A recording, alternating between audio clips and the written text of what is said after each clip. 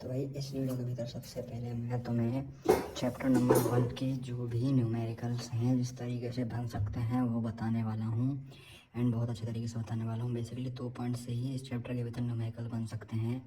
एक तो है अपना कूलम्ब्स लॉ एंड दूसरा है वो है अपना स्पेयर वाला जो फॉर्म है उसके भीतर समझाऊँगा अच्छे से, ठीक है।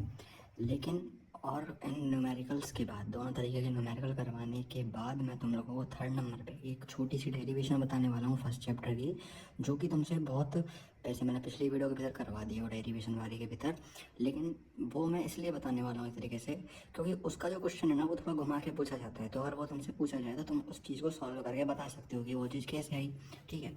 तो चैप्टर नंबर 1 के भीतर जो फर्स्ट नंबर पर न्यूमेरिकल बन सकता है वो बन सकता है अपना कूलम्ब लॉ से, वो बन सकता है अपना कूलम्ब लॉ से। अब कूलम्ब लॉ से देखो क्या न्यूमेरिकल बन सकते हैं। बेसिकली कूलम्ब लॉ का बनने के बाद जो फॉर्मूला होता है वो होता है F इजकल टू के Q1 Q2 upon r square. यहाँ पे इन चार्ज का क्या होता है, मैग्नीट्यूड होता है। अब क्वेश्चन जो तुमसे पूछेगा वो किस तरीके से पूछेगा, क्वेश्चन में वो क्या कहेगा, ए चार्ज Q1 इसके यहाँ पे कुछ भी दे देगा, जैसे मान लो उसने दे दी 3 माइक्रोकूलम, ठीक है। ए charge Q1 and another charge Q2 is separated by 3 centimeter, then find force between them। Force की जगह फिर वो कूलम्ब फोर्स भी दे सकता है, फिर इलेक्ट्रोस्टैटिक फोर्स भी दे सकता है, कुछ भी दे सकता है। तो हमें यहाँ से जो सॉल्यूशन चालू करना है वो इस तरीके से करना है कि सबसे पहले तो लिखना है तुम्हें गिवन अपन लोगों को क्या दे रखा है, Q1 क्या है 3 माइक्रो कूलम्ब है। 3 माइक्रो कूलम्ब है। यहाँ पे देखो 1 माइक्रो के भीतर 10⁻⁻6 मीटर होते हैं। तो सबसे पहले इस माइक्रो को अपन लोग मीटर में कन्वर्ट करेंगे। तो यहाँ पे 3 माइक्रो कूलम्ब है, तो इसको मीटर में कन्वर्ट करने के लिए मैं क्या करूँगा, 3 × 10⁻⁻6 मीटर, 10⁻⁻6 से इंटू कर दूँगा। यहाँ पे Q2 अपन को क्या दे रखा है, Q2 यहाँ पे मैंने लिखा नहीं, जैसे इसको जैसे सपोज मान लेते हैं अपन लोग 5 माइक्रो कूलम्ब, ठीक है। 5 माइक्रो कूलम्ब का मतलब क्या हो जाएगा, वही 5 × 10⁻⁻6 मीटर, ठीक है। यहाँ पे डिस्टेंस ने कितने दे रखा है, सेंटीमीटर में, तो यानी डिस्टेंस मतलब आर कितना दे रखा है इसने, 3 सेंटीमीटर। 1 सेंटीमीटर में कितने मीटर होते हैं, 10⁻⁻2 मीटर। तो यहाँ पे 3 सेंटीमीटर को मीटर में कन्वर्ट करने क्या करूँगा, 10⁻⁻2 मीटर। अब इसमें मैं फॉर्मूला लगाऊंगा यहाँ पे लिख के, we know that F is equal to k magnitude of Q1 Q2 upon r square. F is equal to क्या हो जाएगा, के की वैल्यू हमेशा याद रखना, के की वैल्यू होती है 9 × 10⁻9 सॉरी -9 नहीं, सिर्फ और सिर्फ 9। तो यहाँ पे हो जाएगा 9 × 10⁻9 इंटू Q1 कितना है 3 × 10⁻6 Q2 कितना है 5 × 10⁻⁻7। एक चीज़ हमेशा याद रखना, अगर इसके आगे -3 भी होता तो भी जैसे ये मैग्नीट्यूड से बाहर निकलता तो प्लस का हो जाता। यहाँ पे भी अगर 5 की जगह पे -5 होता तो भी ये मैग्नीट्यूड से बाहर निकल के किसका हो जाता, प्लस का ही हो जाता, ठीक है। अपॉन में यहाँ पे क्या है, आर स्क्वायर है। तो यहाँ पे डिस्टेंस कितना था, 3 × 10⁻2 का अपन लोग क्या कर देंगे, स्क्वायर कर देंगे। फर्दर इसको लिखेंगे तो 9 × 10⁻9 इंटू 3 5 जा 15 इंटू -6 और -6 क्या हो जाएंगे, 10⁻12 अपॉन में कितना हो जाएगा भाई, ये हो जाएगा 3 का स्क्वायर खुल जाएगा तो कितना हो जाएगा 9 × 10⁻2 का स्क्वायर 10⁻4, ठीक है। 9 से यहाँ पे 9 कट जाएगा, ओके। तो अपन के पास क्या बचेगा, 10⁻4 को मैं ऊपर भेज दूंगा तो कितने की हो जाएगी, +4। तो यहाँ पे देखो 10⁻9 इंटू 15 इंटू 10⁻12 इंटू में यहाँ पे ये क्या है 10⁻4। तो यहाँ पे ऊपर जाएगी तो क्या हो जाएगी 10⁻+4, ठीक है। तो यहाँ पे 9 और 4 कितना हो जाएंगे 13 में से अपन 12 को माइनस कर देंगे तो कितना बचेगी, प्लस के 13 में से माइनस के 12 माइनस कर देंगे 10⁻1 यानी कि 10। तो F इजकल टू क्या हो जाएगा 15 इंटू में 10, इसका मतलब F इजकल टू क्या हो जाएगा 150, ठीक है। तो यहाँ पे तुम्हें समझ में आ गई, इसकी जो यूनिट होती है वो तुम लोग लगा लेना। यहाँ पे मैंने बेसिकली क्या किया, 9 से 9 काट दिया, 10 की पावर -4 को ऊपर भेज दिया। तो यहाँ पे 9 और 4 के में 13, 13 में से -12 गए तो कितने बचे 1, 10 की पावर 1 और 15 था तो 15 और 10 की पावर 1, 150 हो गए। तो कूलाम लॉस इस तरीके से तुम्हारा सिंपल सा जो कि है वो क्वेश्चन बनने वाला है, जो कि आई होप तुम्हारे समझ में आ गया होगा। इसके बाद सेकेंड जो अपना क्वेश्चन बन सकता है वो बन सकता है application of Gauss law.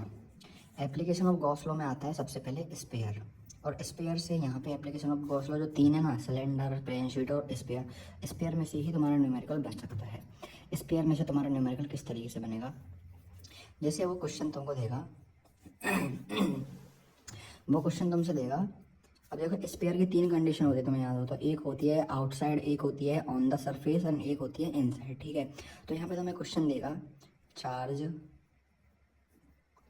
1.6 into 10⁻⁻7 coulomb is uniformly distributed on the, एक सेकंड में क्वेश्चन लिख के वीडियो ऑन करता हूँ, एक सेकंड लिखने ही देता हूँ, लिखते ही जैसे समझाता भी हूँ। On the surface of a sphere, on the surface of a spherical conductor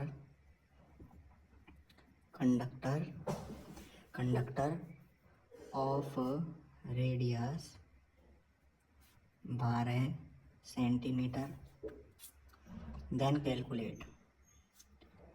calculate intensity of electric field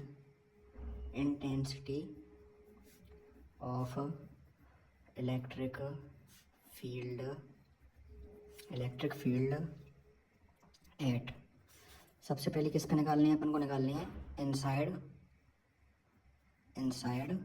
of the sphere.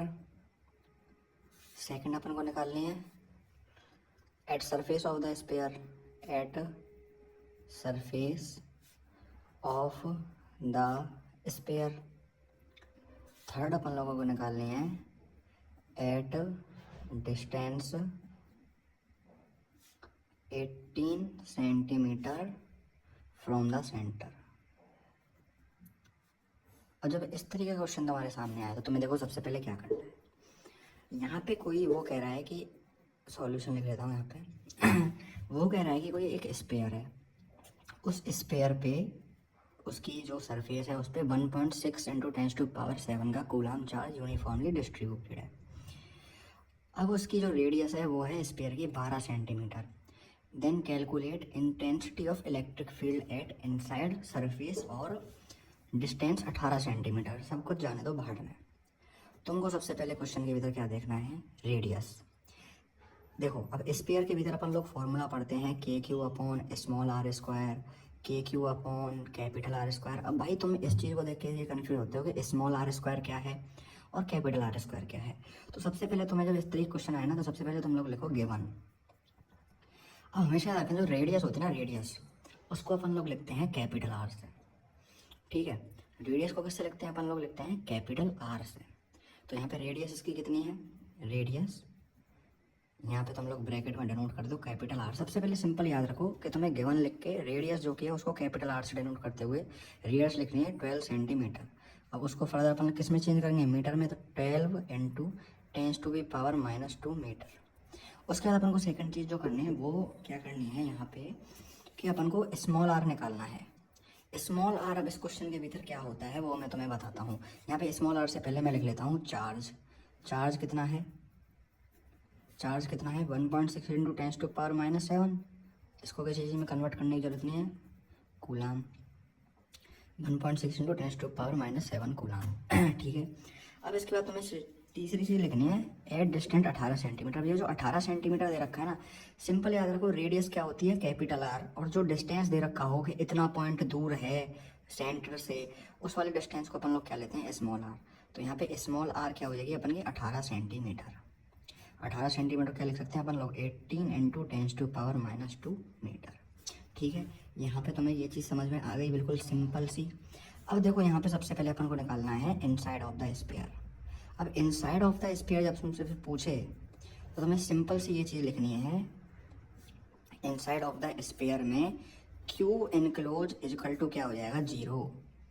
तो अपन का E D S cos theta भी क्या हो जाएगा, 0। ऐसे लिख के तुम्हें छोड़ देना है। Inside of the sphere, sphere के इनसाइड जो चार्ज है वो 0 है, तो E D S cos theta क्या हो जाएगा, 0। सेकंड वो बोल रहा है अपन को सरफेस पे निकालना है। अब एक चीज़ हमेशा रखना, सरफेस ऑफ द स्फीयर। अब एक चीज़ हमेशा याद रखना, जब सरफेस पे अपन लोग निकालते हैं ना तो अपन कौन सा फॉर्मूला यूज़ करते हैं, वो अपन लोग करते हैं के क्यू कैपिटल आर स्क्वायर। कौन सा फॉर्मूला यूज करते हैं, के क्यू कैपिटल आर स्क्वायर। तो यहाँ पे सिंपल सा लिख दो, ई is equal to k Q capital R square. ठीक है, क्या था formula, E is equal to k Q capital R square. ठीक है, ई इजकल टू क्या लिखेंगे आगे अपन लोग, के की वैल्यू कितनी है, के की वैल्यू कितनी होती है 9 इंटू 10⁻⁹। क्यू की वैल्यू यहाँ पे कितनी दे रखी है, क्यू की वैल्यू देख लो भाई साहब कितनी है, चार्ज क्यू, क्यू की वैल्यू कितनी 1.6 इंटू 10⁻⁷। तो यहाँ पे हो जाएगा 1.6 इंटू 10⁻⁷। आर देख लो भाई, कैपिटल आर, कैपिटल आर का मतलब क्या था भाई, रेडियस थी। रेडियस यहाँ पे कितनी है इसकी, कैपिटल आर रेडियस कितनी है 12 इंटू 10⁻⁻2 मीटर। तो यहाँ पे हो जाएगा 12 इंटू 10⁻⁻2 का स्क्वायर। ठीक है, अब इसको अपन लोग आगे फर्दर सॉल्व कर लेंगे। E is equal to 9 into 10⁻⁹ into 1.6 into 10⁻⁷ upon में 12 का स्क्वायर कितना होता है 144 इंटू 10⁻⁴। ठीक है, यहाँ तक तुम्हारी बात समझ में आ गई। अब इनको काटा पुटी करके अपन लोग आंसर निकाल लेंगे एंड में जो अपन का आंसर बचेगा वो बचेगा 10⁻⁵। अब काटा पुटी तुम किस तरीके से कर सकते हो, 1.6 का 9 से इंटू करेंगे तो कुछ आ जाएगा, 1.6 का 9 से इंटू करेंगे तो 14.4 आएगा। 14.4 को अपन लोग 144 से काटेंगे तो यहाँ पे एक बार कट जाएगा, जैसे मैं तुम्हें करके भी बता ही देता हूँ ना। ई इक्वल टू 9 को 1.6 से करेंगे तो आएगा 14.4 इंटू 10⁻⁹ इंटू 10⁻⁻7 और 10⁻4 को अपन लोग ऊपर भेज देंगे 10⁻4 को, तो ये हो जाएगी 10⁻4 अपॉन में कितना है 144। यहाँ पे ये 1 जा, यहाँ पे ये 10 जा। ठीक है, ई इक्वल टू, अब 10 है इसको अपन लोग नीचे ही रहने देते हैं अभी फिलहाल के लिए। अब 10⁻9 और 10⁻4 कितने हो जाएंगे 13। 13 में से 7 गए तो कितने बचे, 13 में से अगर अपन के साथ चले जाएंगे 3 और 4 तो 10⁻6 बच जाएगी। अपॉन में कितना है 10, तो इस 10 से एक पावर और कट जाएगी तो ई इजकल टू क्या निकल जाएगा 10⁻⁻5 यहाँ पे न्यूटन अपॉन कूलम। यहाँ पे सिंपल तरीके से अपन की इलेक्ट्रिक इंटेंसिटी की वैल्यू निकल के आ जाती है जो कि अपन का सरफेस पे है। अब उसके बाद थर्ड पॉइंट यहाँ पे इसने दे रखा है कि eight distance 18 centimetre from its centre. अब भैया जब ये सेंटर की बात कर रहा है, सिंपल याद रखो, जब सरफेस की बात करें तो k q upon capital R square, और जब यहाँ पे भैया 18 सेंटीमीटर दूर, जब दूर की बात करें तो अपन को क्या करना है, E is equal to k q upon small r square. इसको अपन लोग फर्दर क्या लिखेंगे 9 इंटू 10⁻9 इंटू क्यू की वैल्यू क्या है 1.6 इंटू 10⁻⁷ कैपिटल आर स्क्वायर यानी 18 इंटू कैपिटल आर कितना था अपन का, वो स्मॉल आर कितना था अपन का, स्मॉल आर 18 इंटू 10⁻⁻2, 18 इंटू 10⁻⁻2 का स्क्वायर। इसको आगे अपन लोग फर्दर सॉल्व कर लेंगे, ये आ जाएगा 9 इंटू 10⁻9 इंटू 1.6 इंटू 10⁻⁷ अपॉन में 18 का जो होता है वो कितना होता है, 18 का कितना होता है, 18 इंटू 18 कर लो, मेरे ख्याल से 352 होता है, 8 64 4 364 होता है, 8 64 4 8 1 8 12 इंटू 18 4 8 2 10 1 3 1 सेकेंड यार गड़बड़ी करिए कुछ, 8 8 60 6 यहाँ पे चला जाएगा तो 8 से 14 144, तो यहाँ पे 18 8 4 12 324 इंटू 10⁻⁻4 एंड इस पूरे को अपन काटा पीटी करके निकालेंगे आंसर, तो एंड में आंसर आएगा 4.4 into 10⁻4 Newton into coulomb. I am not sure for this answer, मैं इस आंसर के लिए श्योर नहीं हूँ, तो तुम लोग खुद से एक बार इस क्वेश्चन करके देखो सिंपल याद रखो। 3 पॉइंट दे रखा है, इन साइड पे हमेशा 0 होगा, इन साइड पे क्या लिखो क्यू इनक्लोज इक्वल टू 0, तो E D s cos theta equal to 0, यहाँ पर तुम लिख सकते हो E vector dot d s vector will 0। ठीक है। स्पेयर की सरफेस पे बात करें तो के क्यू अपन capital R square, capital R square का मतलब क्या हो जाएगा, रेडियस हो जाएगी। और फिर अपन का बात करें distance 18 centimetre from it centre, तो क्या करना, के क्यू अपन small r q small r square, small r अपन को वो डिस्टेंस दे रखी है जो डिस्टेंस के निकालना है। सबसे पहले क्वेश्चन आए गिवन लिख दो, यहाँ पे जो रेडियस दे रखी है वो तो हो जाएगी कैपिटल आर, और यहाँ पे जो उसके अलावा डिस्टेंस दे रखा है वो हो जाएगा स्मॉल आर, सिंपल याद रखो, ठीक है। अब इसके बाद मैं तुमसे बात कर रहा था कि एक जो टिपिकल सा क्वेश्चन आता है वो, तो भाई जिस क्वेश्चन की मैं तुमसे बात कर रहा था कि थोड़ा टिपिकल सा क्वेश्चन होता है, घुमा के दे देते हैं, तो उस क्वेश्चन के ऊपर मैं तुमसे अब बात करने वाला हूँ कि उस क्वेश्चन को अपन लोग कैसे करने वाले हैं। तो वो तुमसे क्वेश्चन कुछ इस तरीके से कहेगा, किसी भी तरीके से कह सकता है, वो कह सकता है कि derive Gauss law, Gauss law को डिराइव करके बताओ, या फिर मतलब कुल मिला के डेरिवेशन जो अपन करनी है ना वो करनी है phi is equal to q enclose upon epsilon naught, मतलब ये वाली जो चीज़ है ना वो अपन को निकालनी है। वो किसी भी तरीके से दे सकता है, वो दे सकता है derive Gauss law, derive Gauss law, या फिर वो दे सकता है तुमसे derive phi is equal to q enclose upon epsilon naught. वो तुमसे किसी भी तरीके से इस चीज़ को पूछ सकता है।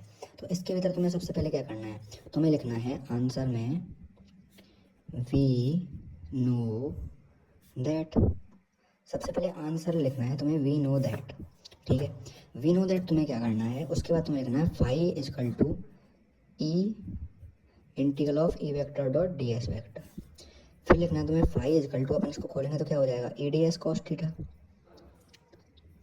E D s cos theta. अब इसके लिए तुम्हें एक सिंपल सा डायग्राम यहाँ पे साइड में बना देता है स्पेयर का, एंड इस स्पेयर में तुम्हें ये जो शो करना है ना वो कर देना है स्मॉल आर से। वैसे स्पेयर की रेडियस अपन लोग कैपिटल आर से लेते हैं, जैसे कि अपन न्यूमेरिकल के भीतर कैपिटल आर से लेंगे, जो कंफ्यूज मत होना, न्यूमेरिकल वगैरह के भीतर और जो स्पेयर की डेरिवेशन है उसके भीतर अपन कैपिटल आर लेंगे, लेकिन इसमें तुम लोग जस्ट ऐसे रट लो कि इसमें अपन लोग को स्मॉल आर लिखना है। वैसे इतना इंपॉर्टेंट नहीं है, लेकिन आ जाता है तो करना बताना थोड़ा जरूरी है। तो यहाँ पे उसके बाद फाई इजकल टू क्या हो जाएगा, integral of E D s cos zero, क्योंकि यहाँ पे देखो ये एंगल कितना बन रहा है, बिल्कुल ऐसे है तो जीरो का बन रहा है, तो फिर अपन का फाई निकल के आ जाएगा integral of E D S, ठीक है। अब उसके बाद अपन क्या करना है, फाई इजकल टू लिखना है, ई की जगह पे क्या होता है अपन का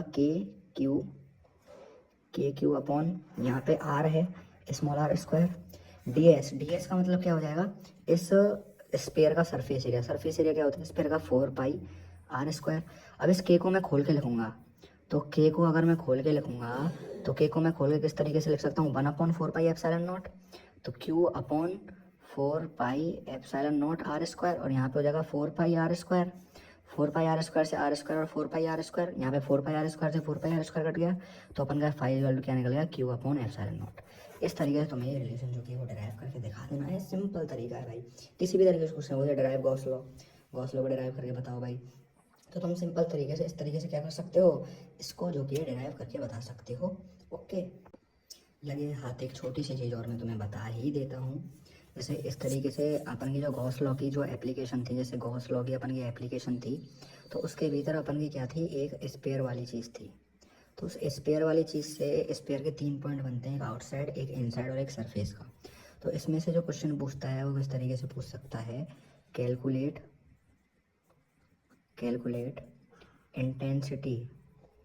intensity of electric field at a point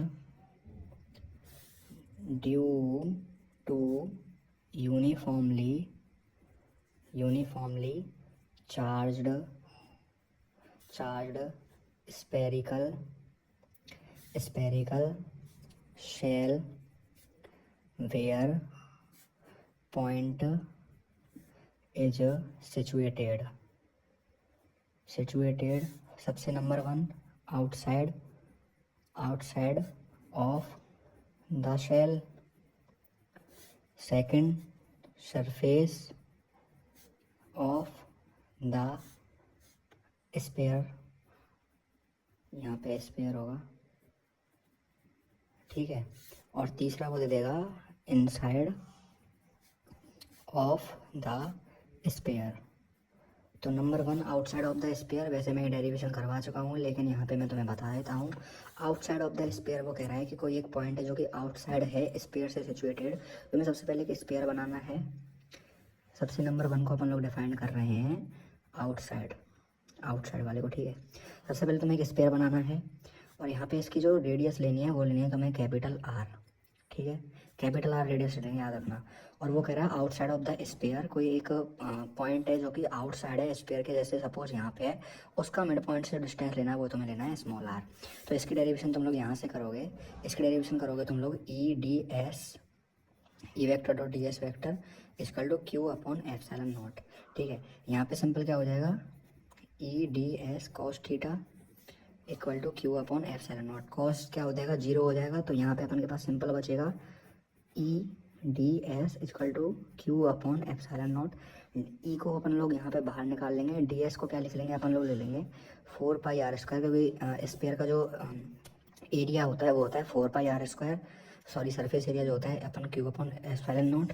E equal to क्या हो जाएगा 4πr² नीचे भेज देंगे, Q upon epsilon not 4πr², ठीक है, 4πr² को उसके नीचे भेजेगा, q upon 4πr² epsilon not.